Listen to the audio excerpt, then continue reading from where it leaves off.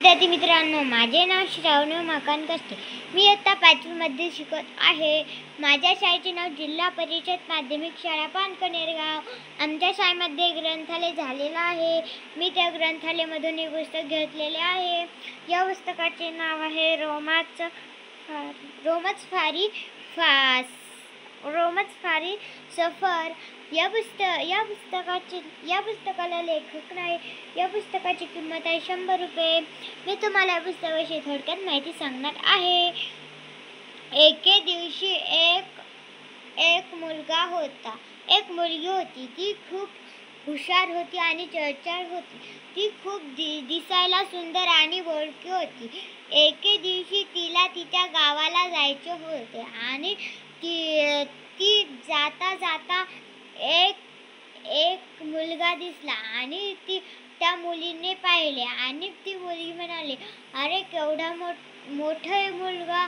म्हणून त्या मुलाला राग आला आणि त्या मुलांना तिचा हात धरला आणि त्या माडीवरून तिला खाली सोडले आणि सोडल्यानंतर ती मुलगी म्हणाली, नाही दादा, मी तुला असं म्हणत नाही. मग ती गेली आणि ती गेल्यानंतर तिच्या डोक्याला लागले आणि तिची आई म्हणाली, अगं तू तर मामाच्या गावाला जाऊ लागली ना, तुला असं काय झालं?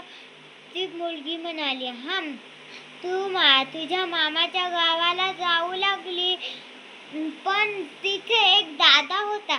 मी त्याला म्हणू लागली की हे दादा किती मोठा आहे. मग त्या दादाला राग आला आणि मला त्या गच्चीवरून त्याने सोडले. मग ती मुलगी खाली पडली आणि ती म्हणाली, दादा, मी त्या दादाला म्हणले की दादा मी तुला म्हणत नाही तसे. मग त्या दादाने माझा हात सोडून दिला आणि मी खाली पडले. तिच्या डोक्याला खूप लागले होते आणि ती रभसप पडली होती. म्हणून ती दवाखान्यात गेली आणि तिच्या डोक्याला आणि तिच्या टोंगळ्याला पट्टी केली. पट्टी केल्यानंतर ती मुलगी म्हणाली, ते डॉक्टर म्हणाले, बाई, तुला असे कसे लागले? तुला तर 2 टाचे द्यावे लागतील. ती मुलगी म्हणाली, नाही, मला टाचे देऊ नका.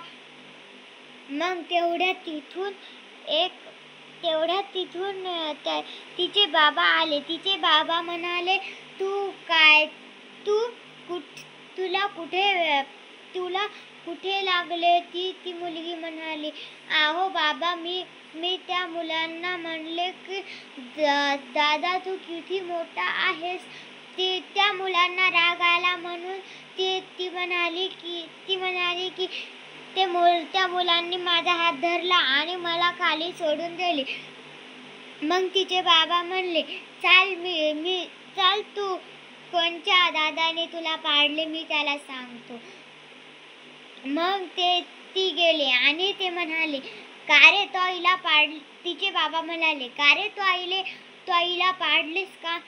हां, मी हिला पाडले. ते दादा म्हणाला, हां, मी हिला पाडले.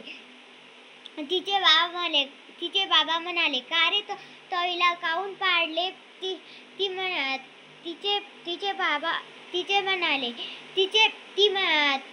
ते दादा म्हणाला की ती मला म्हणाली होती की दादा किती उच्च आहे. एवढे बोलून मी माझे 2 शब्द संपवते. धन्यवाद.